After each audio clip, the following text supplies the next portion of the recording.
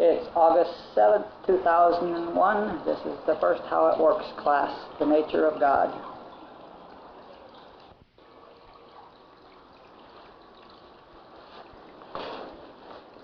So, hello everybody. I've really been looking forward to this. I don't have much sense at all about what's going to happen. We have people who are new here, who've never been with me and have never done any classes like this at all, and we have people who've been with me for 10 years or more. And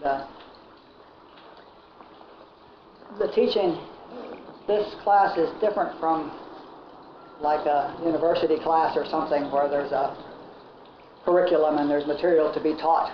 A teaching that's done in the consciousness is determined by the student, and what will be taught is what the class needs to hear. The class determines always the information that is presented by the teacher, and since this class is at so many different levels, there's no telling what will be presented. But I don't decide beforehand what's going to be said. I sort of know how it's going to start, but it's going to go wherever it goes. I know we'll start at the more basic stuff and move forward as far as that goes. I don't know who will be able to hear what. And let me just say that I'm going to be sharing with you my consciousness, what I've learned over 25 years of seeking. And I don't ask that anybody here believe me. There's absolutely no reason why you should believe me. I might be wrong. I might just be terribly confused.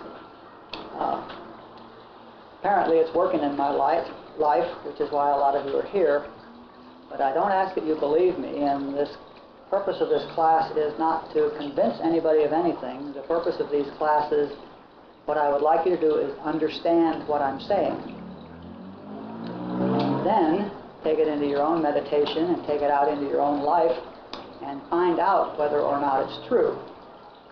A lot of what will happen for many of you is that I will lead you into questioning a lot of things which up till now you have believed.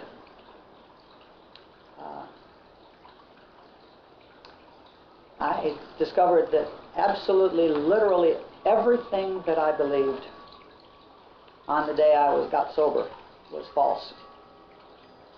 Everything I believed about life, everything I believed about God, everything I believed about myself, everything I believed about everybody else, everything I believed about drinking and sobriety, all of it was wrong. And the process has been one of, first of all, questioning the false beliefs until they could be put away, and then discovering what was left, which is what is true. I think I'm going to start by telling you a little bit about my path, because it will also bring up my teachers, who are the ones I will recommend to you, and it will also give you a sense of the progression. Tom, we can close the curtain if you want to. Just a little bit. Pull something shut. There's no sense, Tom. It's going to get worse before it gets better. Anybody else? Yeah, maybe over here just a little bit too. Do another one on that side, over there behind Ann or Jean. Hold that one. Hold over to that side. Hey. All right.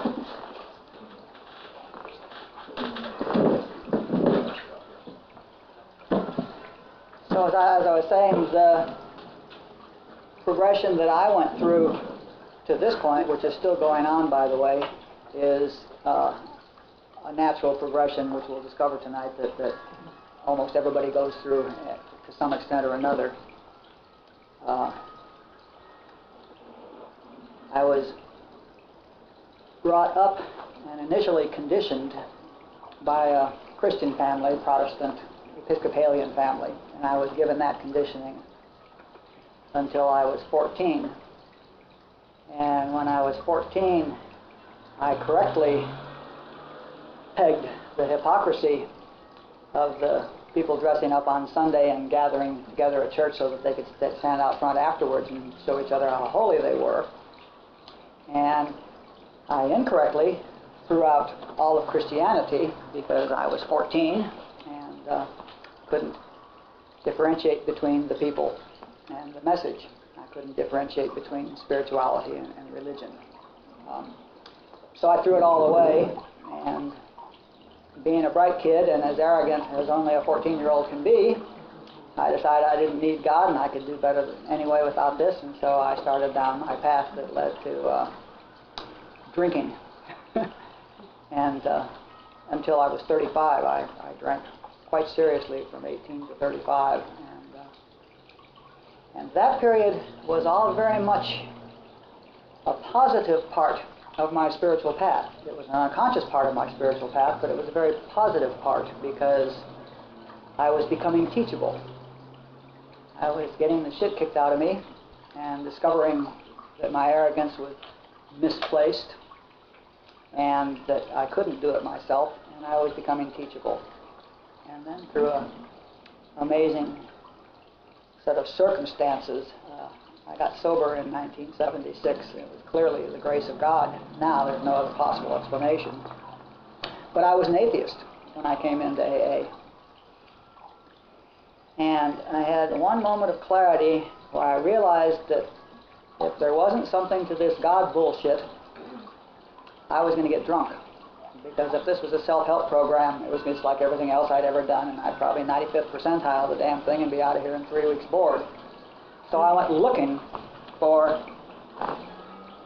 find out if there was anything to this God bullshit. And I started going to the 11th step meeting over on Peck. And there was a man there who understood and he recognized who I was. And I talked with him a little bit, and he gave me a book written by Joel Goldsmith. And I started reading that book, and I discovered this amazing thirst for things spiritual. Joel just opened up a whole world to me, and I became very thirsty. I started reading Joel Goldsmith hand over fist, read as much of him as I could. And Joel is my first teacher. He was dead already. He died in 1964, but I read his books, and there's lots of tapes and stuff, so he was my first teacher. And I read everything I could read of Joel's for 3 years until I'd understood everything Joel had to say, I thought. You know, I knew what he was saying, and I saw his weaknesses and his deficiencies and his inconsistencies, and so I put him down, and I picked up Ram Dass, and I read a little bit of Ram Dass. And then somebody told me when I was complaining that Ram Dass hadn't written anything else, mentioned a book by Rashneesh, nowadays subsequently known as Osho, but known as Rajneesh at the time. And I read one of his books, and it was a shock to me because I read 10 pages and I recognized this man. Now, this is a crazy Indian guru, and I'm a bright, intellectual American boy who doesn't believe in guru bullshit, just like I didn't believe in that God bullshit 3 years earlier. But I read the first 10 pages of this book, and I recognized him. I mean, I actually knew who that was, and I knew he was my guru. And the fact that I also didn't believe in gurus had nothing to do with it, because this knowing was much deeper. So I fought that conflict for 1.5 years, and I finally wound up going to India. And so Rajneesh is really my second teacher, although I recommend Ram Dass along the way because he made Rajneesh possible. I spent a half a year in India and had one amazing experience with Rajneesh, and then I spent another 1.5 years here in California and then up in Oregon with the Rajneesh community and with Rajneesh, and then I was done with that, and I came back to LA. And I heard one of Joel's students who was teaching a class. I heard one of his tapes, and that interested me, so I went to one of his classes, and now I'm hearing Joel at an entirely new level because my time with Rajneesh had opened me up to the point now that I could now hear Joel. I hadn't understood what Joel was saying at all. I just heard him at the crudest level, but now my mind was open enough that I could really hear Joel. So I'm back into Goldsmith with 2 or 3 of his teachers from 1983 until 1990, and I'm also processing all the stuff that happened with Rajneesh. So Joel, again, is a very important teacher to me, as are 3 or 4 of his students. And then in 1990, I met this really crazy guy named Robert Adams. And Robert Adams was my guru for the next, well, until he died a couple of years ago. And I was with Robert 3 times a week for 7 years. To show you the love I had for him, I would leave my office in Torrance on Thursdays at 5 o'clock and drive straight down through the center of town and out the other side and over to Hollywood Hills to be with Robert at 7 o'clock on Thursday nights, right through rush hour traffic, just loving it because I was going to be with him. And then I would drive to Canoga Park on Saturdays to have lunch with him.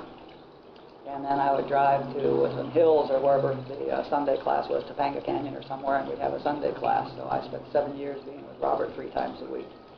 And Robert was is still my third teacher and my true guru. And so the progression was from a conditioned Christian to an atheist, and that step isn't necessary, but then to Joel's teaching, which is really, Joel taught essentially what Jesus taught, as different, as distinct from what was taught in Christian churches. And Rajneesh certainly had a higher teaching than Joel's. He had a much broader base of students, and he taught Zen, and he taught Christianity, and he taught Buddhism, and he taught Sufism, and there's just hundreds of Rajneesh books that are all wonderful. The man understood all of them absolutely clearly. And then I met Robert, who is just this silence, this amazing void, who I spent the last 7 years with. So that's my progression, and I will recommend very much to you people the teachings of Joel and the teachings of Rajneesh and the teachings of Robert. And what you will do is look at them and see who's talking to you, and whoever's talking to you is the level you're at, and we all have to understand all levels really thoroughly before we can go on to the next level. So all of those people are wonderful, and I may as well say right now that there's a tape room back here next to the bathroom, and it has probably 250 Joel tapes and probably 250 Robert tapes of satsangs and tapes of classes, and there are 30 books of Joel's, and there's only one written collection of Robert. There's a lot of material, and I will make sure that any of you who are interested in pursuing that material are in touch with it. And I have some Rajneesh books, and they're pretty much for sale. So those are good sources. Okay. Now the title of this class is The Nature of God. And the only nature that God has is what we think God is. If we look at the development of human society, God originally was things like lightning flashes and floods and stuff, and then it became super beings who threw lightning flashes and caused floods and things, and then it became more complicated super beings. These changes happening, every 300, 500 years as human civilization developed and as the gods no longer made sense. I mean, lightning flashes stop making sense as God once you understand what causes lightning. So then you have to lay it on the hands of a god, because that's where you're at now. And since the state of mind was people who would throw spears, why then they created God to be a god who throws lightning flashes. And the gods got more interesting and more, the Roman gods and the Greek gods and the Norse gods, with their carryings on and such like, as society grew and got more and more sophisticated. And as civilization grows, the concept of God gets less human, but is still quite human, up to this point, primarily. Meanwhile, if you go back to the Christian tradition, originally, or not originally, but at some point before Abraham, people were believing in a bunch of gods. I guess Baal was the primary god that they were believing in, and they were worshiping idols and things like that. And then Abraham had the revelation of one God, and so the movement went from many gods to one God. But this God was a very human God who sent plagues and will kill your enemies if you pray to him. And if you read the Old Testament, it's very much about gods in the power sense. But this was as much as people could understand at that time. It was as high a concept as people could have of God, so that was God's limitation. Moses was a man of great clarity, but because of the people he was teaching, because his student body limited his teaching, he had to come up with laws, 10 commandments, and laws which would enforce civilization, because that was the level they were at. They were trying to get to a point where they could learn to be civilized, first of all. And then, I don't know what the timing is, maybe 1,000 years later, along comes Jesus, who tries to lift us from law to love, unsuccessfully. We have the Jewish religion, and it became the Christian religion, and the Christian religion is supposedly based on love rather than law, but at least up until 100 years ago, the Christian religion was just as much a law. The Christian religion teaches 10 commandments rather than the 2 Jesus gave us, so still it was limited by the state of society. The society was not clear enough to hear Jesus' teaching. Around the turn of this last century, the metaphysical churches started happening, Christian Science, Mary Baker Eddy, and then a group called Unity, which probably wound up leading indirectly or one way or another to the Unitarian Church, and a group called New Thought, and various other teachers who taught metaphysics. And what they really were teaching was something which was much closer to what Jesus was teaching. And these people, the true teaching of Jesus, the one of love, and they were teaching about the things which Jesus demonstrated for us, the healing and things like that, miracles and healing. And so the progression again is from, multiple gods to one God, angry human God, to a God more of love, to now a type of God which is more loving and more giving. And Jesus took it from this angry God to Father, to really Papa or Daddy, is what his word means. So again, God seems to be growing in exact parallel to human consciousness and human civilization.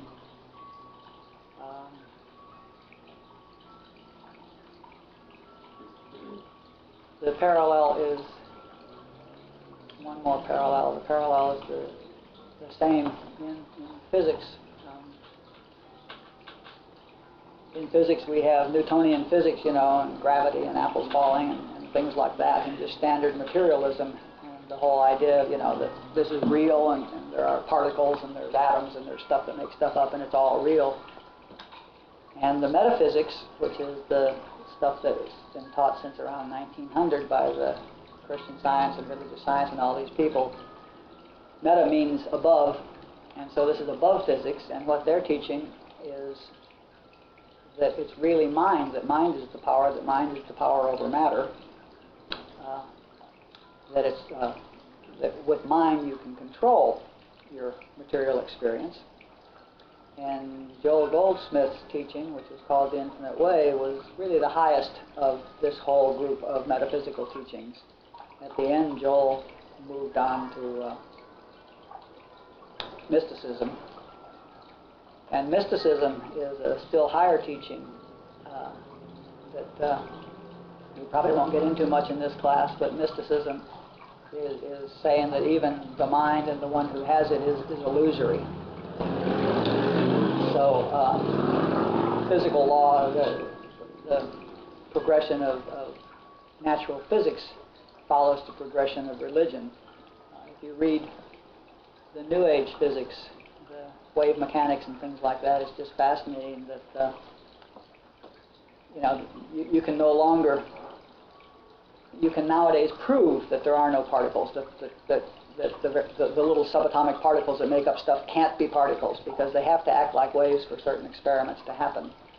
And it's also very interesting that through physics, waves mechanics, the wave mechanics is a very probabilistic thing, and it's always a probability about where things are. And if you read the math, you discover that you can't ever say anything about something. You can only talk about the probability that it's this way or that way until somebody observes it. In other words, until it's seen with the mind. And at that point, the math becomes real, and we can say, there it is, because we see it. But until then, it's probably here or there. So already the physics is discovering that it takes a human mind to be able to say anything about where it is. So physics is discovering the fact that this is very much involved in mental works. And there's a wonderful guy named Gary Zukaw who puts two paragraphs in a book side by side. And one is a New Age physicist discussing what he's seeing about reality, and another one was written by a rishi in India in 3000 BC. And his question is, which was written by which? And there's just no way to tell. Modern physics finally, in 2000 AD, is using exactly the same words to describe things that these rishis were just using in India in 3000 BC. The same path that happened through Judaism and Christianity also happened in lots of other religions. I'm sure that there were lots of, India today still, the Hindu religion has 100 or 1,000 gods. Although if you ask the people about these gods, they'll say, well, this is God, but they all are aware that that it's the same God, that it's really just different aspects of the God, but the aspects are still very human. And then there was a Buddha, 2,500 years ago, who had the very highest possible teaching and realized his oneness. What I discovered in listening to Rashneesh, who I call Bhagwan, by the way, and listening to Bhagwan and being with Robert, and in reading what Jesus really said, and in reading what Buddha said, and in reading what Lao Tzu said, and reading what the Zen masters who are really enlightened are saying, they're all saying the same thing. There have always been people who have gotten above the intellectual, have seen through all of this stuff, and have had the realization of the nature of God, of the actual reality of God. And that's where it all leads. That's where we all want to, that's where we're all going. I don't know whether we want to or not. but that's where we're going. It's just amazing the consistency of the realizations that these people have all had. They're all identical. The teachings are very different because the students were very different. Jesus was talking to pretty much a tribal rabble, and Buddha was talking to people that had a 1,000-year tradition that began with these rishis back in 3,000, 3,500 BC, who had the realization and wrote about it.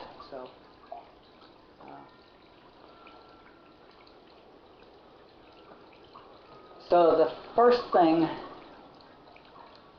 that we can say about God is that God is created in the image of man. Man is not created in the image of God. God is created in the image of man. And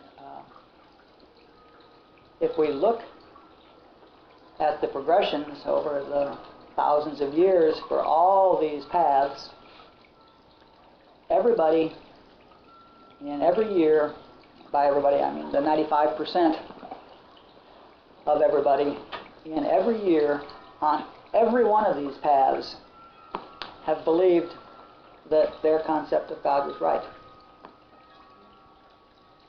And as they become more sophisticated and have more understanding, their concept of God expands. It grows, and they discover that that concept was limiting. That concept wasn't it. That may be part of it. God may be that too. But that isn't God. And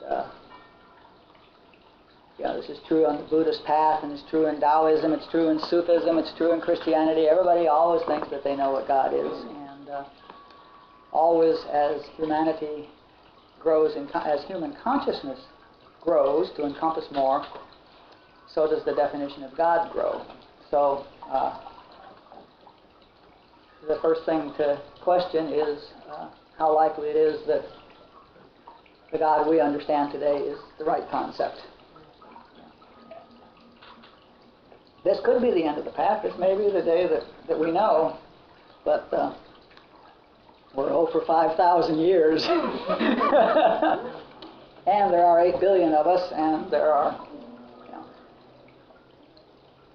probably 20 major different schools of religion encompassing all the people. So whichever school you're in a minority. There are 7 billion people who just as adamantly believe what they believe, which is different from what we believe. So all the rishis, the very ancient Indian masters, and all the Taoist masters, and Buddha, and all the disciples of Buddha and his disciples that led through the entire Zen movement, and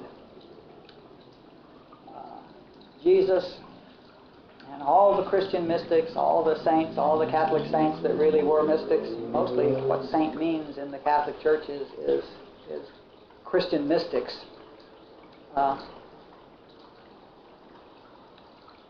All of these people say that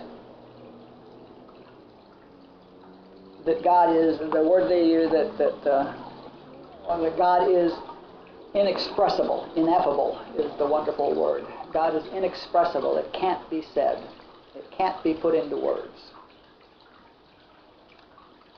This is the consistent statement of all the people who know what God is, the ones who have actually had the realization of what God is, which is the only way that you will know what God is when you've had the realization of what God is. When you've had the experience of God, then you'll know that's real. And until you've had that, it's theory. But all of them consistently say that the nature of God is ineffable, that you can't say what God is.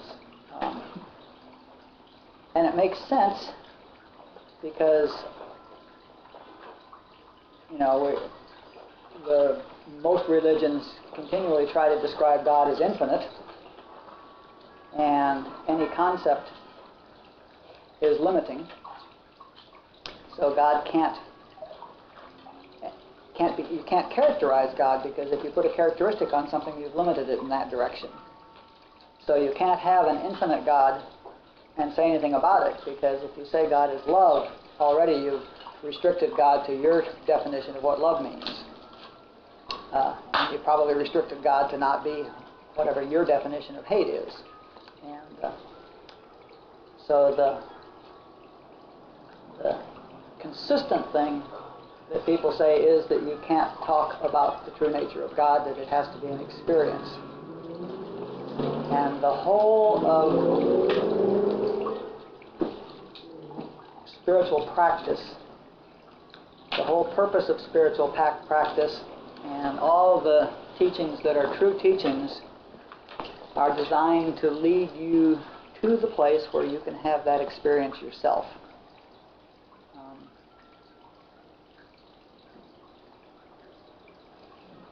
There needs to be a distinction between, when I'm talking about that, I'm talking about the living religions, the living spiritual paths. There needs to be a distinction between living spiritual paths and dead spiritual paths. What happens in almost all spiritual paths, I can use Buddha as a wonderful example. Buddha was enlightened magnificently. On one day he had a clear total realization, and he never moved from that realization, and he was young at the time, and he wandered around India and taught for 50 years. And when he died, he had, 15 or 16 disciples. One of them had had that realization from him. One of them had actually had the actual realization and had had the experience. And there were 15 or 16 others who were very high and been with Buddha a long time and listened to his words and thought they understood. And so Buddha died one day, and the next day there were 16 different sects of Buddhism, because there were 16 people who were teaching what they had understood Buddha to say. And of course they were hearing with their own ears and with their own words and with their own definition of the words. And so there were 16 different sects of Buddhism in one day. And they all had their followers, of course. And it's very immediately, and of course their understandings were different because they were human and different, and they didn't have the understanding. So what develops immediately is, my guru knows more than your guru. My guru is right, your guru is wrong. And the way you prove who's right is by you get the most followers. So you water your message down further so that more people can understand it. You take any height out of the message at all, you water it down to where the masses can understand it. And then you need to support yourself doing this, so you start collecting alms and you build a church. And pretty soon the purpose of that particular religious sect is to prolong itself and to gather money and to eliminate all the others. And this is no longer a living religious sect. And this has been true in almost every sect. Now the one guy that did get what Buddha said, and there may have been others, many people get it, and the ones who get it just quietly go off into the woods and meditate and bliss out and don't feel like it's necessary to get out in the world at all, many of them. One of them was the guy who passed it on successfully to a student, who passed it on successfully to a student, living master to living master, passing it on to the student. It eventually got to Bodhidharma, who went to China with it and introduced Buddhism with the Taoist tradition. And one guy there got it, who became the first Zen patriarch. And that Zen master had at least one student who got it, who became the second Zen patriarch, and the Zen tradition followed. And that's a living tradition, and today there are Zen masters who have the experience. And there's a continuous path that you can follow all the way back to Buddha. I mean, they can tell you who their master was and who his master was and who his master was and trace it right back to Bodhidharma. And there's a bit of a gap there between Bodhidharma and Buddha. We know who Buddha's disciple was, and I don't know if the whole path in between there. But the point is that the realization, not the words. None of these guys got the words. No, Buddha doesn't have any words he wants you to learn. Buddha is an experience. And that got passed on a living tradition. The Sufis are the living tradition in Mohammedism. Some of the Hasidic Jews have a living tradition in Judaism. There were some, and still are probably, some of the Christian saints who are just as clear as bells. And sometimes people get it out of the total blue. They don't get it from a master. They get it just because they get it. Like my master, Robert, just got it out of the blue. Bang. But the point is that God is an experience. God is not a concept. God is not a thing. God is not a superhuman or a Santa Claus or a daddy or anything like that. God is an experience. This is the one consistent thing that has gone across all these traditions for all these thousands of years.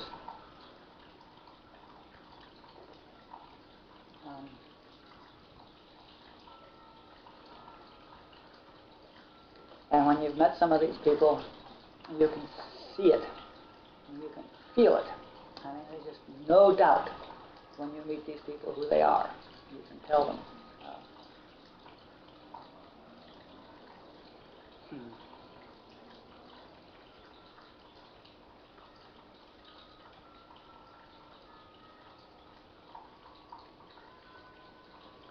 So I'm going to say, well, first let me say, when I say, that you'll know it's true, start paying attention to a place here, not here. This is all nonsense. Start paying attention to a place here. We all have a radar for truth. Barbara Moll, who was one of Joel's students, used that word. We all have this thing called a radar for truth.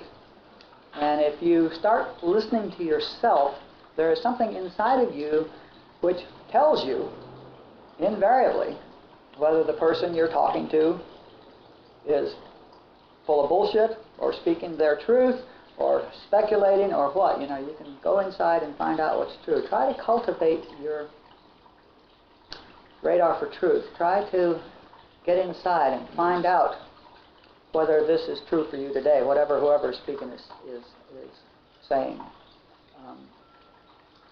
If you listen to the Joel tapes, you may or may not understand what he's saying, but there probably, for many of you, will be something inside of you that's saying that's right. I had my first experience with that, again, when I was in my first year sober. I got a book called Zen Mind, Beginner's Mind, and it was by a Zen master who lived up in the San Francisco area, Shinryu Suzuki, and I was reading that book, and I had absolutely no idea what that guy was talking about. You know, I mean, it was just sheer nonsense. Couldn't understand a word of it. And yet it was very clear to me that that guy's life was working better than mine. You know, I mean, he was talking pure drivel and pure nonsense, and it was just obvious as hell to me that nobody could possibly live their life that way. And yet you look at the picture on the back of the book, and you look in those eyes, and there's something there, you know, and you know his life is working better than mine. You know, I knew his life was working better than mine, and the man's at absolute peace and calmness and bliss. And so I kept struggling.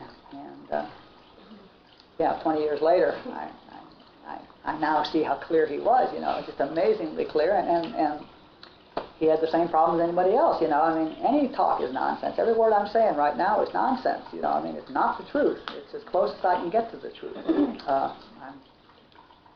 The Zen picture a Zen master. He's pointing at the moon. The moon's right up there, and he's pointing at the moon. Okay? And there's no way there's no way I can sit here and tell you what the experience of seeing the moon is, right? I mean, I can tell it's white and it's pretty and it's got these funny blotches on it and it's big sometimes and small sometimes, and I can give you all sorts of descriptions about the moon, but I'm pointing at it, you know, and the Zen painting shows the Zen master's disciples all looking at his hand. They're pulling the fingers open, you know, and you know, trying to understand the hand and trying to understand the position and copying the position and doing everything, you know. And if they would just glance up there just for a second, they say, "Oh," and it would be done. And they'd see the moon, and they'd know what moon is, and they'd know what the finger was about, and they'd know what the position was about, and they'd know what the Zen master was doing, and it's that kind of a transmission, okay? So the words I'm choosing are the words that are, in fact, being drawn out of me, but it's all a finger pointing. You know, what I'm talking about cannot be said. And what you get from this class will be, first of all, limited by my understanding, and then it will be limited by the fact that I'm putting that into English, and then it will be limited by the fact that you're hearing those same words with what they mean to you, and then that will be limited further by your understanding. But, you know, if you can hear the truth of it, it may start a fire inside of you, light a spark inside of you that will lead to your having the same experience.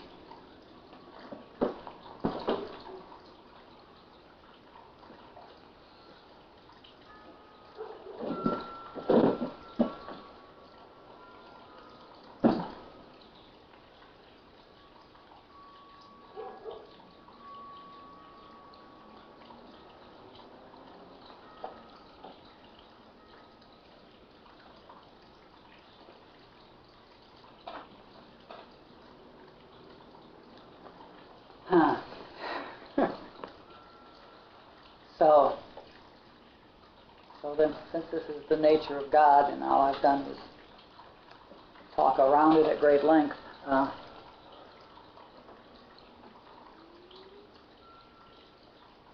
I will say some of the things that are said. I can't possibly tell you what Robert said because he didn't say anything. Robert's entire teaching is in the silence, and Robert is an experience all by himself, so I won't tell you what Robert said, but Joel is a wonderful middle ground.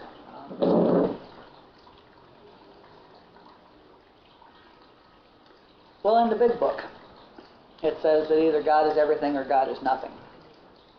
And that's a real good place to stay, to start.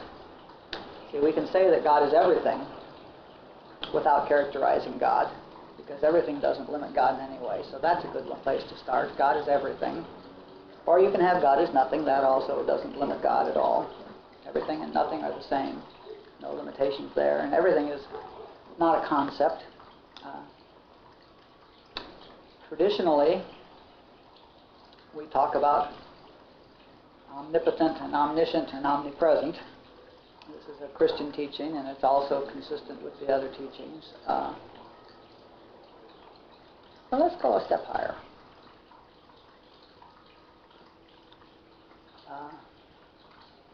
We will talk more about consciousness in future classes, but an interesting way to think about God and to think about all these things is to think about God as consciousness, as the consciousness, the only consciousness, the consciousness within which all of this is taking place.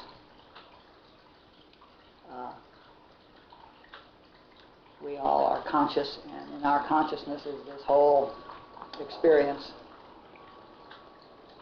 And a concept of God that has worked for me is to think of God as the consciousness within which is contained these individual consciousnesses which we are. Okay? Just a concept. Just hear it. Don't buy it. Don't test it. Don't do anything. Just hear it.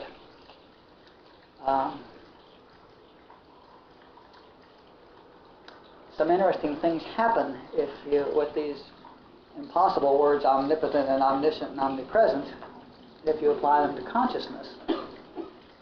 Because if you think of your own experience, the things which are within your consciousness, everything is really here.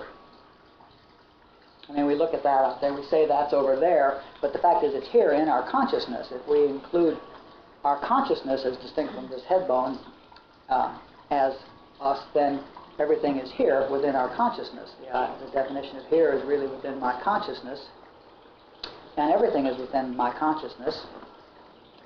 So omnipresent just really means it's here. Everywhere there possibly is within God's consciousness. So everything is here. All the here there is in God's consciousness. It's also pretty easy to be omniscient because everything that exists is in God's consciousness. So God is conscious of everything that exists, and that's a good definition of omniscience, knows everything, right? And omnipotent just means that God can change his mind. And it all changes, or would change. So I like the idea of God as consciousness. And that makes omnipotent and omniscient and omnipresent have a whole different meaning to me.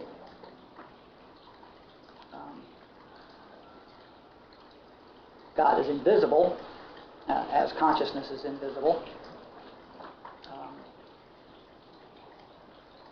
Consciousness is that within which everything takes place, but it has no characteristics of its own, and that makes an interesting corollary to this question about God having no characteristics that we can talk about. We can't talk about consciousness because if we say something about consciousness, that something we say is in consciousness. And so that can't be consciousness because it's in consciousness. So God is certainly uncharacterizable if God is consciousness.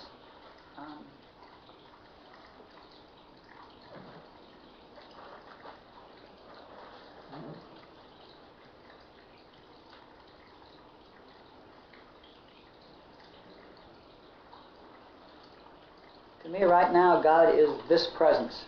Right now, right here, this presence is what God is.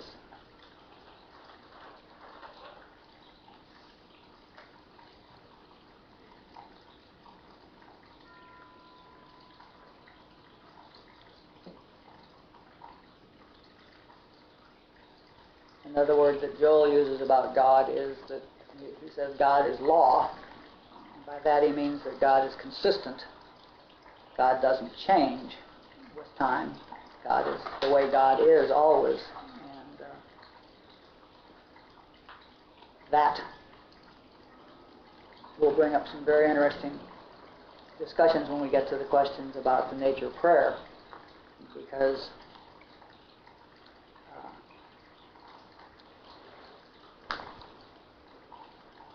God, well, I'm not going to go there. I'll save that for the nature of prayer.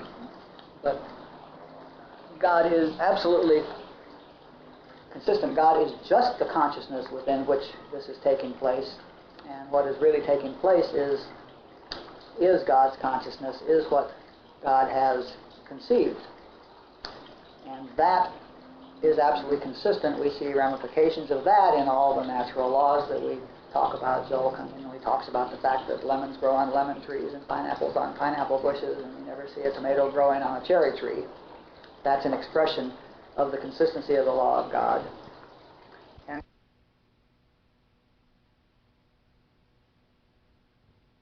from some and giving to others can't happen.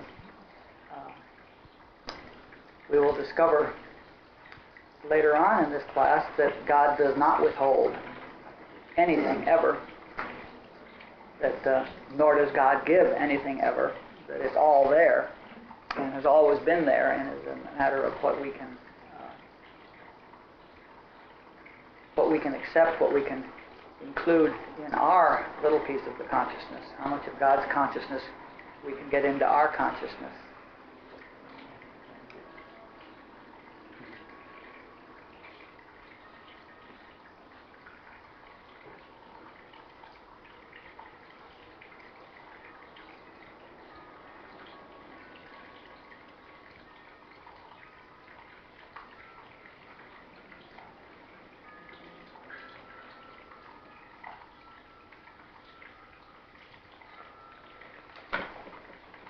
Let's just talk a little bit more about consciousness.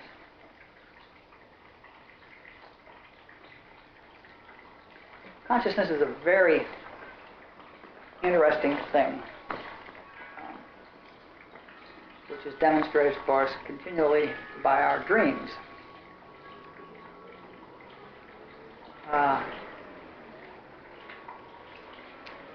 At night we're asleep and we have a dream.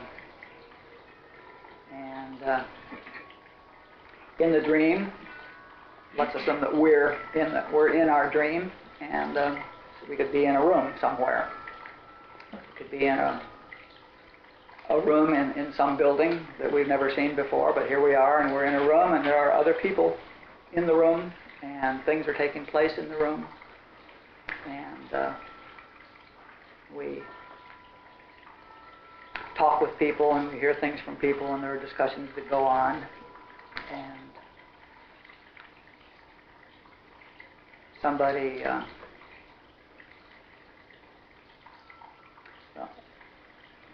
let's suppose that we're sitting there and we're talking with people, and we have this nice conversation with people for a half an hour, let's say, and then we wake up. Now, while you were having that dream, you were in this space. Let's maybe it was a coffee shop, okay? It's in a coffee shop, and you're drinking coffee and talking with people. So while you were having this dream, you're in the coffee shop, and here's a table there, and if you knocked on the table, it would be solid material, right? And the coffee would be hot, and taste good or bad, and there'd be all these people there, some of whom you may know, some of whom you don't know, and this coffee shop was there, and half an hour elapsed, and then you wake up. And now I ask you, what happened to the coffee shop? Where is that, now that you're awake, where is that coffee shop? What happened to it? And what happened to that solid table that was in the coffee shop? And what happened to that coffee cup and that hot coffee? Maybe you burnt your tongue drinking that hot coffee. Is your tongue still burnt? What happened to all of that? What happened to the place? What happened to the people? The other thing is, if a psychiatrist or a psychologist had measuring devices on your brain, they would have discovered that that dream, in fact, only took a second or two. Dreams take 1, 2, 3, 5 seconds. And yet you experience this half hour of conversations and drinking coffee and rapping on tables and meeting people and such like. And yet now you're awake and there was no half hour for that to take place in even. Just a second or so, just an instant or so. It's pretty interesting what consciousness can create. It creates space, the coffee room. Maybe you went outside and looked across the ocean. It creates space, the whole world. Maybe you looked up in the stars. You went outside and you looked up in a starlit sky and saw Orion. It created a universe, your mind, when you were dreaming.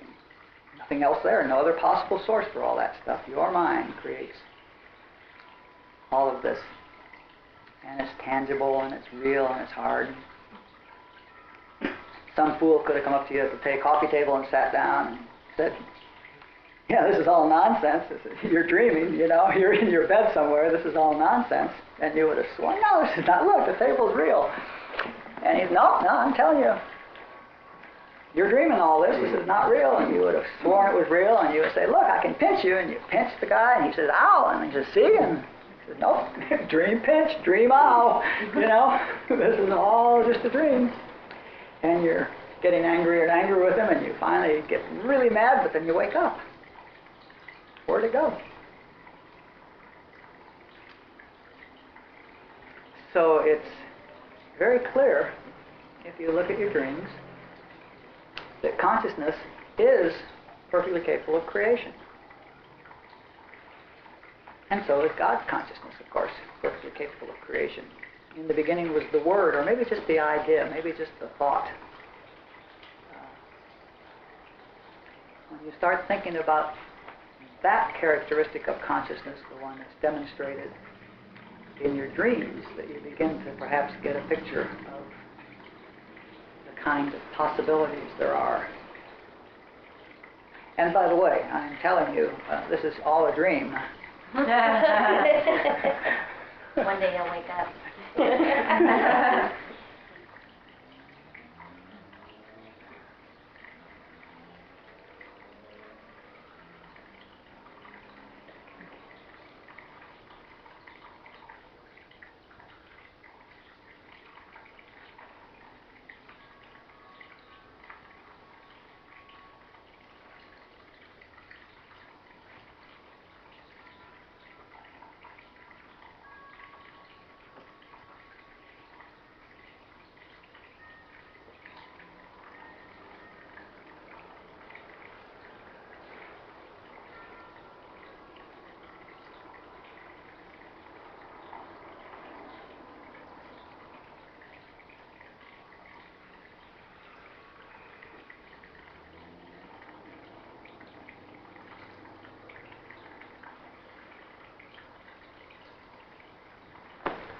Well, let's open it up for questions or discussion. That's plenty of stuff to think about for tonight. And, we're certainly not going to go around the room and share or anything like that like we do in some of the other workshops, because this is really more of a class than a workshop. But Robert always used to talk for 30 or 45 minutes, saying nothing, of course, but he used to talk for 30 minutes. And then he'd sit silently for about 5 or 10 minutes, and then he'd say, all right, it's time to play Stump the Guru. And he would play this game called Stump the Guru for a while. So let's play Stump the Teacher. In reading like some of Joel Goldsmith's work, I can't help but wonder when he talks about God being inside us, and trying to relate that, integrate that with my AA program, with and it seems where we're going to God, praying to you might call it a far-off God, or whatever. It seems kind of counter to each other. And how do you I look at it and I say, wow, okay, AA, remove my character defects, as if I was throwing it out to some God out there. Yep, there's a lot of that. What am I to make of that? Well, there's a lot of things. First of all, the first this is heresy, and some of you may want to cover your ears, but the first 164 pages of the big book are not absolute truth. They were, in fact, written by some people who were 4 years sober. Now, let me be more precise. They were written by some white male Christian Midwesterners who were 4 years sober. Okay? Now, one of those, Bill Wilson, did have a very clear religious experience that put the whole thing together. And the big book is unquestionably divinely inspired. And the steps in the big book are the surest path to the 11th step, which is this is 11th step work we're doing right now. There's no question about that. And a great deal of the big book is right. And, it was what was my foundation that I went to India and everything on. And there's nothing fundamentally wrong with it at all. But in some cases, they pulled punches. Like it says, we can pray for ourselves if others will be helped. Nonsense.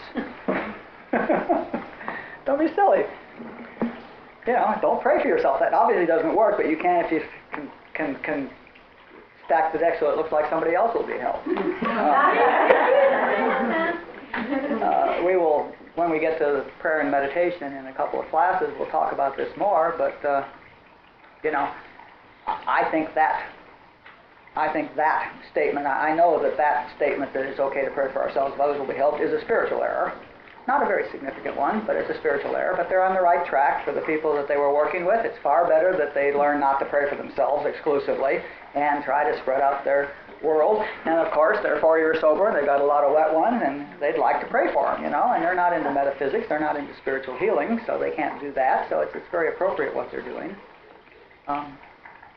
Jesus, who was clear as a bell about a lot of stuff he said when he was talking to the masses, talked an entirely different story. I mean, the whole Lord's Prayer, forgive us our debts as we forgive our debtors, give us this day our daily bread, lead me not into temptation. There's no God who's leading us into temptation. What kind of a God would that be? Maybe there's a devil that leads us into temptation, but there's no God. That was brought out of him when he gave that prayer. He's talking to the 5,000 that are around the hill, And so you don't have to take everything that the big book says as literally true. Joel was probably a lot higher than Bill Wilson. Rashneesh was certainly higher than Joel, and Robert was certainly higher than anybody. So, grain of salt here and there. Very, very few things have I ever noticed in the big book that aren't absolutely true spiritually, but there are a few places where they didn't quite stick to their guns. And Bill probably knew the truth then, but he just didn't have enough courage to stick to his guns, There were the 100 people around him. Yeah? I like your talking about dreams, but why are dreams so weird? I asked my sponsor that, and she said, well, isn't life we're living now weird, but it seems like most dreams are so bizarre. Well, you're creating them. Why are you creating bizarre dreams? It's your consciousness, honey, not mine.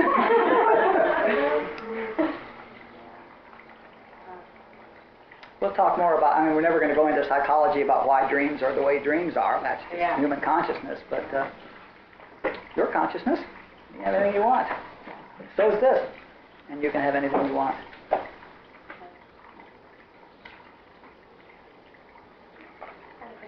Sure. How does understanding the true nature of God help us in our individual experience? And what are some of the biggest errors that we make that keep us in everlasting stupidity?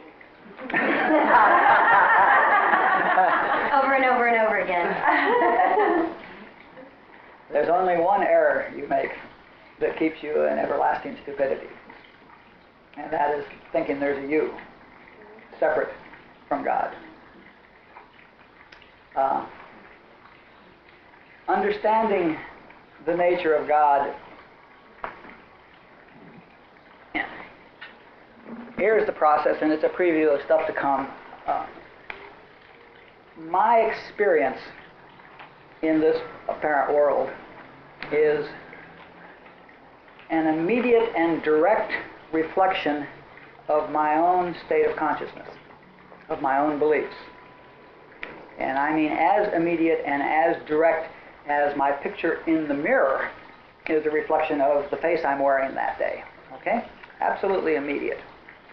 What I believe, what I expect, what I understand, my consciousness determines my experience.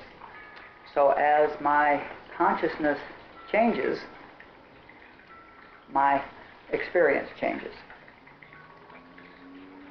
And as my consciousness, it is the nature of this path that the more we know about God, remember those words aren't correct. Let me say, the more experience we have of God, or the fuller our experience of God is, and the less we are inhibited by our erroneous concepts, the more our experience of love and joy is. And as that becomes our consciousness, that's what's reflected out there. So every single change in your consciousness is immediately reflected in your experience in the world. So that's like the carrot on the stick in front of the donkey that keeps you walking down the path. It does get better.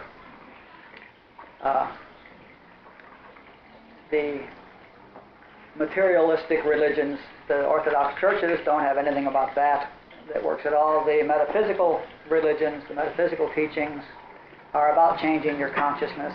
And in fact, we're going to have a class on supply, which is very definitely a class on changing your consciousness so you can have more. And we're going to have a class on spiritual healings, which is very definitely about changing your consciousness so you can be better, or the people around you can be better. So we are definitely going to talk about specific things about changing our consciousness so that our experience improves. But the highest teaching is that, but it's all a dream. Like Joel says a great one about, you're dreaming you're out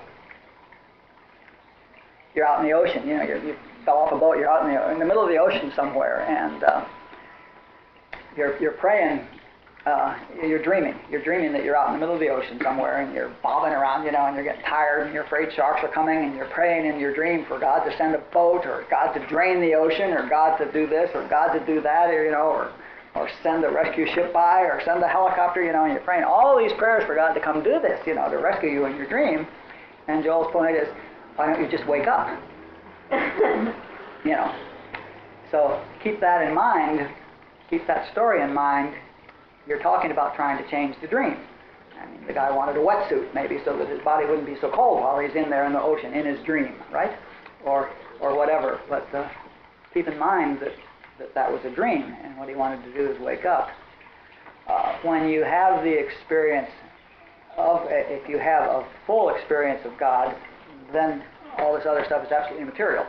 It doesn't matter, because it's not you. Robert was such a gift to me, because Robert had Parkinson's disease. But he didn't. His body had Parkinson's disease to us. We looked at him and saw this body with Parkinson's disease, but I spent lots of hours with Robert, just him and me, and it was very clear to me that from Robert's point of view, that body was no more him than this one. If I said, well, you've got Parkinson's disease, he might say, do you? And what he means is that what you're seeing? He doesn't have Parkinson's disease. It's inconceivable that Robert could have Parkinson's disease.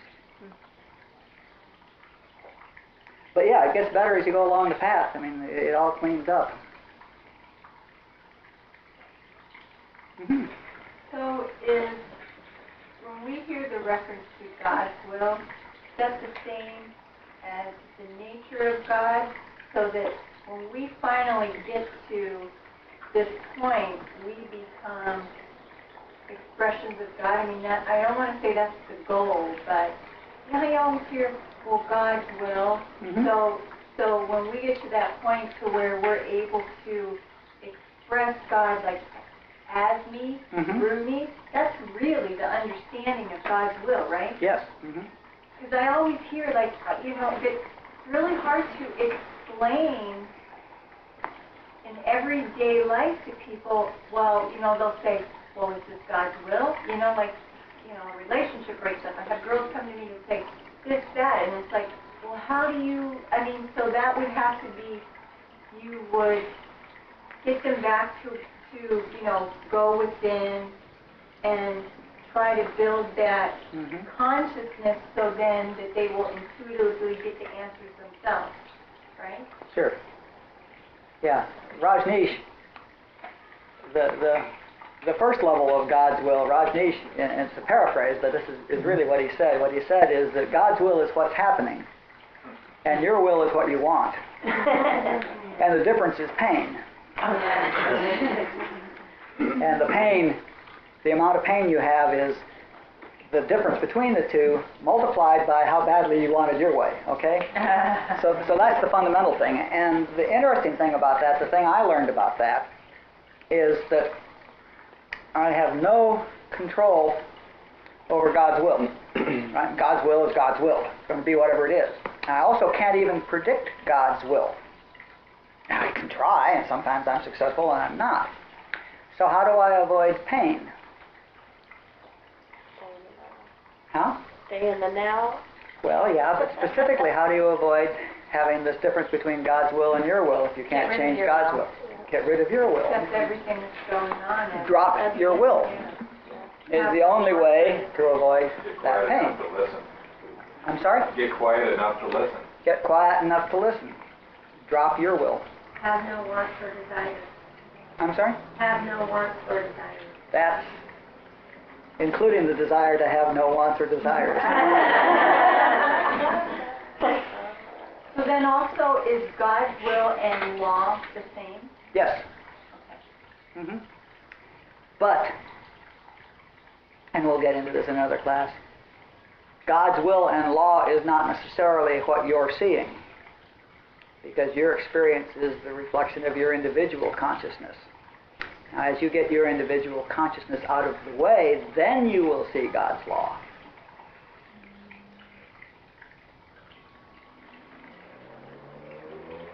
But wonderful thing I was reading somewhere. Oh, Robert again, in one of his tapes I was listening to the other day, saying, you know, just looking at the class, he says, what do you see up here? He says, some of you are saying, oh, no, there's a wonderful guru. And he's saying, and then the Jewish people are thinking, wow, isn't he a great rabbi? And the Christian people think he's sort of Christ-like. And the Buddhists are thinking, this guy's got Buddha mind. And he says, and the con men are thinking, the thieves are thinking, this guy's a real con man, you know. And he's pointing out that what people are seeing is totally conditioned by what they believe. And all of those are wrong. Even the body, seeing the body itself is not the truth. That's a concept. We'll get into that in the next 2 or 3 classes. God's will is happening. What you're experiencing is your interpretation of what's happening as distinct from what's happening.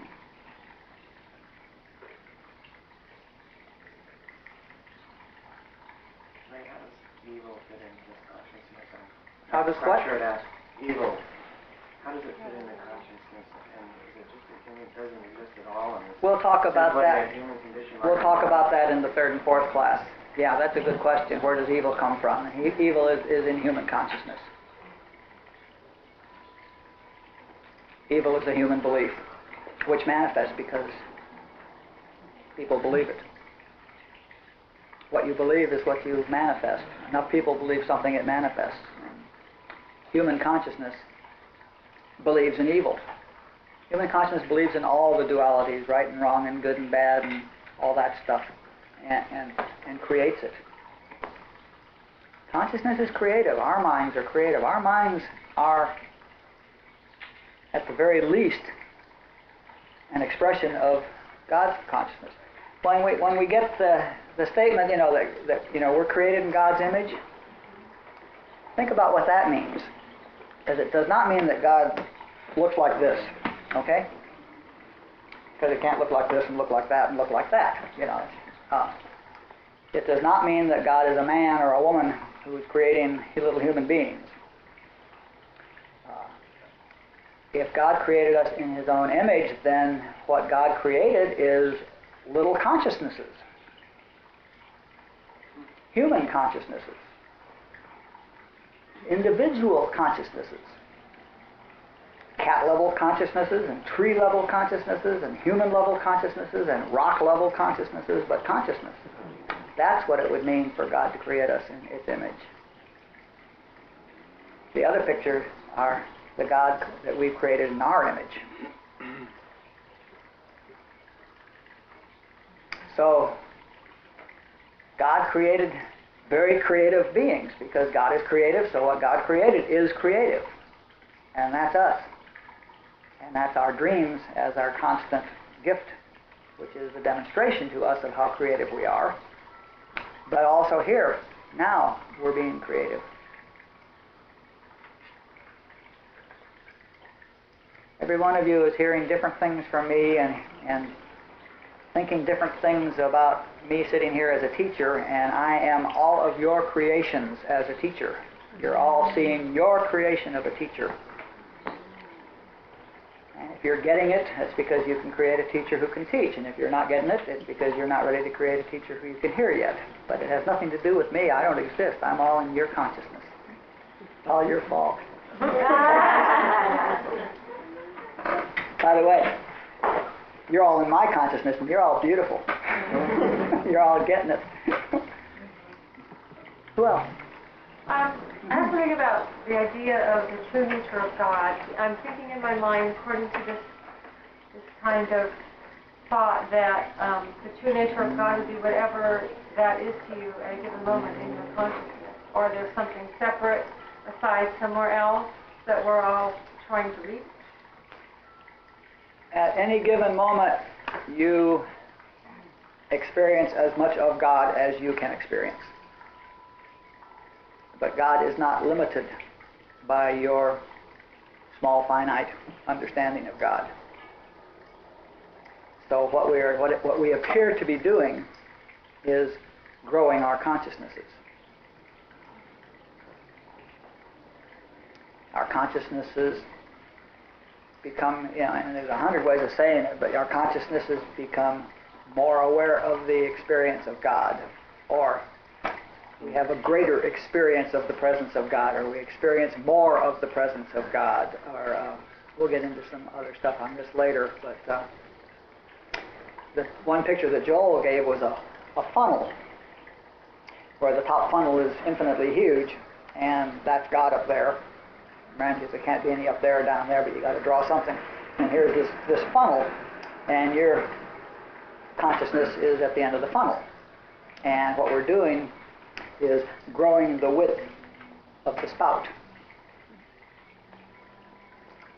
so that we, instead of getting that little half-inch pipe full of God, we get an inch pipe full of God, and then a foot pipe full of God, and get more and more God.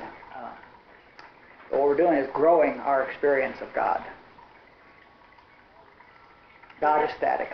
God is always absolutely infinite and is always infinitely available to all of us. There was one back here first. So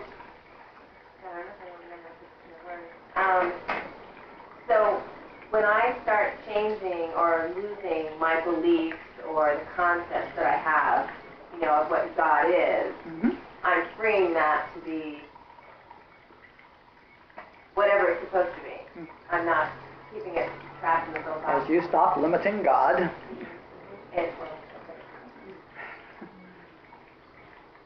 your experience will expand. Wendell.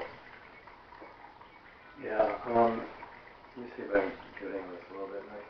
God is consciousness, and He's a creative consciousness that has created consciousness in His image on many different levels, which gives us the ability to be creative. So we can, are we going to, let's see, as we go along,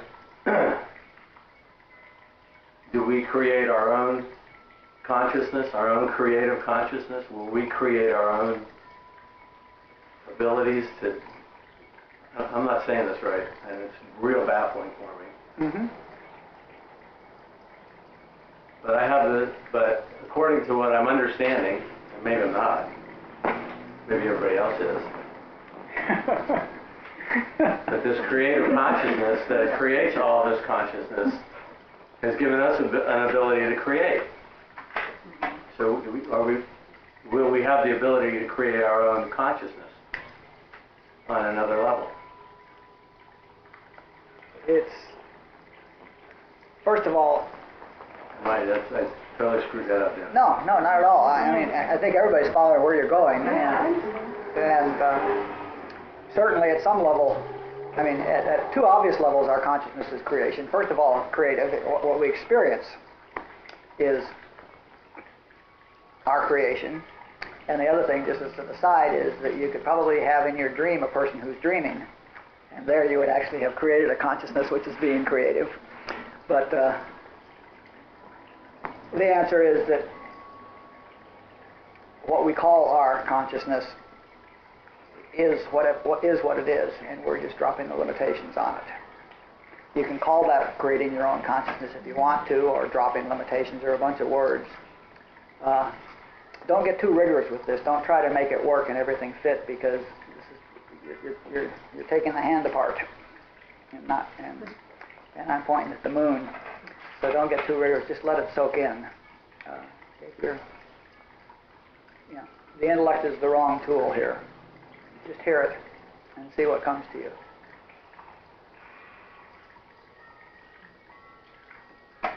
Getting back to in the beginning, we started. How did Goldsmith, Rashneesh, Robert view Jesus, and say specifically the resurrection? Well, Goldsmith viewed Jesus as, he called him the master, but he viewed him as a master. And so did Rashneesh, and I don't think I ever heard Robert talk about Jesus. I don't know what Rajneesh thought about the resurrection, or Goldsmith.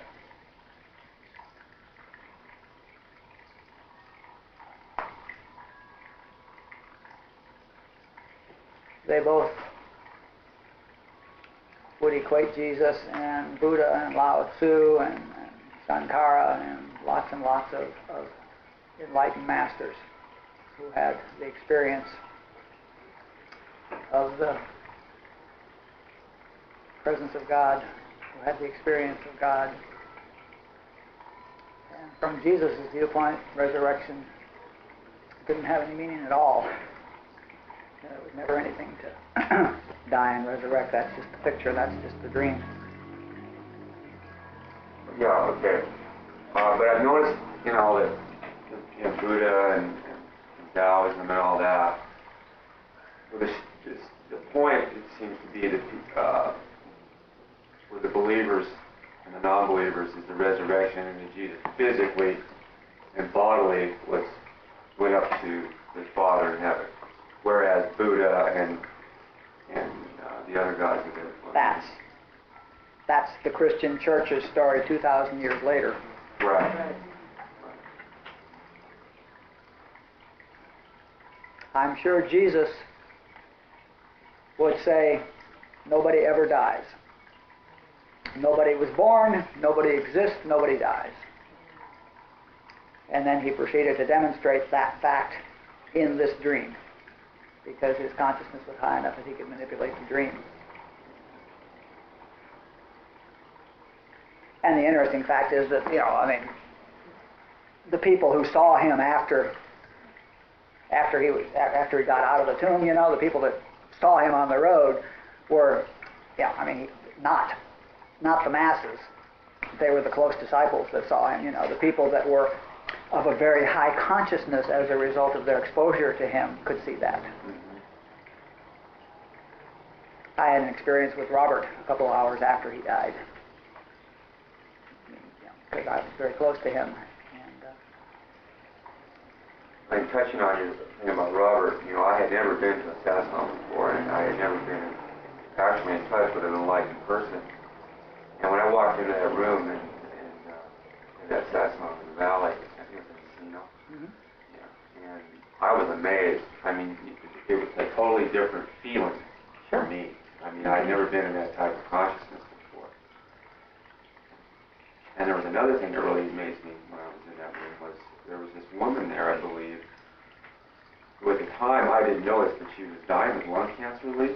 And she would walk up this hill, and you could not, this woman looked to me like the most healthiest woman I've ever seen. After I found out what happened to her, she did not look to me at all like a woman who's dying of lung cancer. She kind of coughed and stuff, but it was like, well, maybe she's got asthma or something like that. Nothing like that. She was just totally in peace. It was remarkable, really. Well, we'll talk more about that in a future class when we talk about spiritual healing, because it's interesting to know what's going on there. Yeah, Robert was a presence. He made it really easy to understand what presence means. You say that Robert was higher than Joel. Was that since his experience when he was younger? Because he talks about he ran away to listen to, he used to go off to listen to Joel. Did he have a higher understanding at the time that he was going to hear Joel? Yes. He was just still drawn towards Joel's teaching? Well, we don't need to go into that here, but the fact was he was a 14-year-old boy with no background and no understanding of what had happened to him. He just had the experience, but he didn't have any tradition to put it against. And there was a guy down there named Joel Goldsmith down on Manhattan Island who was certainly the holiest guy, the highest guy in the area probably. And Robert, of course, would pick up on that immediately. And Joel was just part of his path. He needed Joel to send him to Yogananda so that Yogananda could send him to Ramana, so that, et cetera, et cetera. So it was just part of the path. I'll show you something that Robert wrote in 1943, 2 years before The Infinite Way was written. And it's got like 6 or 8 sections, and the section titles of each of those sections is the titles of one of Joel's books. So it was already there in the consciousness. And I don't know whether Joel got Robert's consciousness or Robert got Joel's consciousness, but there's only one consciousness anyway. Now, I'm just saying my own personal experience of Robert.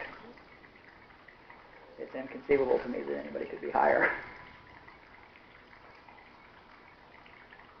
I've been reading Practicing the Presence, which is the that you recommended me to start with, and it says, just in the beginning of it, it says, recommend abiding by the Word, and I got too far into whether that's the Word meaning specifically the Bible, or what, or if it's just general spiritual, I don't know. What are they talking about the Word? Well, it may be that it's important to know what the context is, but the Word of God sometimes means scriptures, and but sometimes, like John said, in the beginning was the Word, and the Word was with God, and the Word was God, and he was talking about the creative principle, the idea, the expression that is creation. So he can be talking about that too. Just let it in, see what it means to you. You can't. Well, I know what it means to me, so I can go with it from there. So I just wondering what. I always tell people, if you take one of the Joel tapes, listen to it 3 or 4 times. Listen to it till you've really heard it. and then put it back and get the next one. Don't listen to it till you understand it, because a year later it'll mean something entirely different to you. But listen to it till you've heard everything that he has to say, because your mind will wander while you're listening to him because it's just too much. Take a long time, listen to it slowly, and listen till you've heard it, and then put it, then get the next one. If you read the books too, when you get to the end of the book, read it again if you're led to do that, or go on to the next one. Just let it in. Let's just talk one more thing. The important part of this class and all the workshops we do here and everything here is spiritual practice. A regular spiritual practice is what will lead to expanding your consciousness, your God consciousness. And many of you already have heard me say this before, but there are three things that have contributed to my expanding spiritual consciousness. And one of them is a regular meditation practice. And by that I mean daily. And it doesn't need to be for long. 3 to 5 minutes every morning, or whatever time you like to meditate at, is a good place to start, and it will take over you after a while. Or I would also say that 10 30-second meditations is much better than one 10-minute meditation. The second thing is exposure to spiritual truth, and that would include reading books that were written by spiritual masters, or tapes of classes taught by spiritual masters, or talks given by spiritual masters. And I only warn you, don't confuse popular commentaries about people with the word of the spiritual master, because the popular commentary people are once again writing books that are designed to sell, and so the message must be toned down so that people will buy it. You can't tell the truth and sell it. If you tell absolute, but Robert used to say, we'll tell the absolute truth. He says, I'll write a blank page, and then you can transcribe it, and then we'll send it out there. That's telling the truth. He says, otherwise, he says, I make a sentence, and then we have to write a paragraph about each word in the sentence, and then we write a paragraph, So, if you hear stuff by a true master, what you're getting, the point is not the words, the point is the consciousness. It's got nothing to do with the words, it's got the consciousness of the one who is speaking or writing that counts. The words are fingers, and what you want to be is in the consciousness, so that something strikes you to see the moon, and click, So you want to immerse yourself in the consciousness of these masters. And the third thing that is the thing that I've done the most, and the most powerful of all of them, is hang out with the really high people. Get into that consciousness. I've spent time with 7 enlightened masters, and I've spent 3 times a week for years with one of them. Half a year continuously with another one, If there's somebody in town who's got a higher consciousness, go hang out with them. Go where the consciousness is high, because you get lifted just by being in the consciousness. There's really only one consciousness, and you get lifted just by being in the consciousness. And when you get away, you come back down, but you never come all the way back down. So, and it also, at a less impressive level, hang out with the people that you see here who are doing this work, rather than the people who are not here, who are not doing this work. Hang out with the ones that go to the meetings, not the ones that sit at the coffee bar, Be in the consciousness that you're striving for, and that will result in the change. When we come here to hear what you have to say, it's not the words that you say that are going to change our life, but they're going to make us available to have the experience that's going to change our life. The words I'm saying are being said from within my consciousness.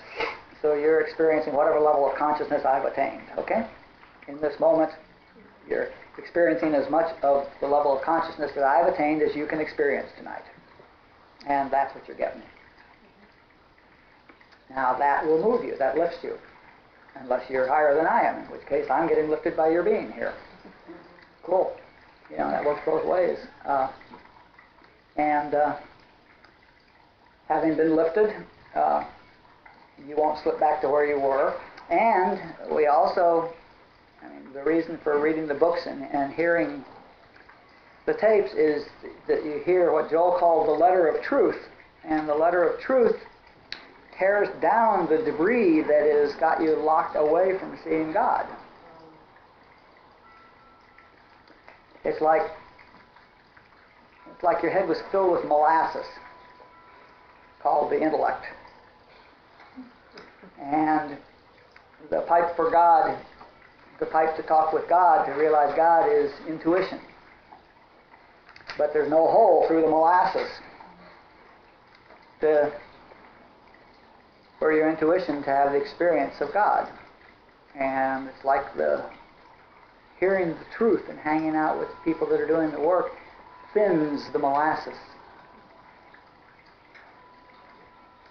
So, I mean, like, yeah, obviously the ideal thing would be go hang out with Robert for 10 minutes, get what he said, and be out the top, and pay no attention to metaphysics, and pay no attention to Newtonian physics, and not understand anything, because it's all in a dream anyway, and nobody gives a damn, and you're out of it. But unfortunately, we're not going to get there. You really need to understand the metaphysics before you can understand the mysticism. You have to be functioning in the material world before you can understand the metaphysics. You know, you have to do it a step at a time, you know, and that's been in the molasses.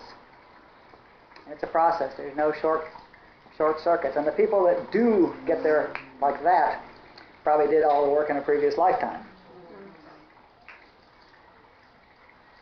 But Robert would say there's absolutely no reason why you can't wake up right now. No reason at all, except that you don't choose to. That's probably enough. Let's be quiet for a second.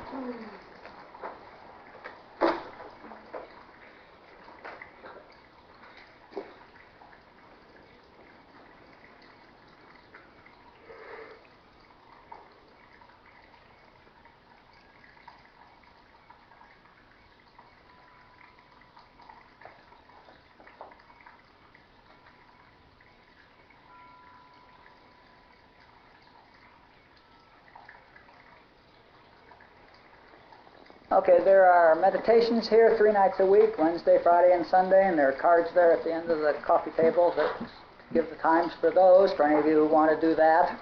There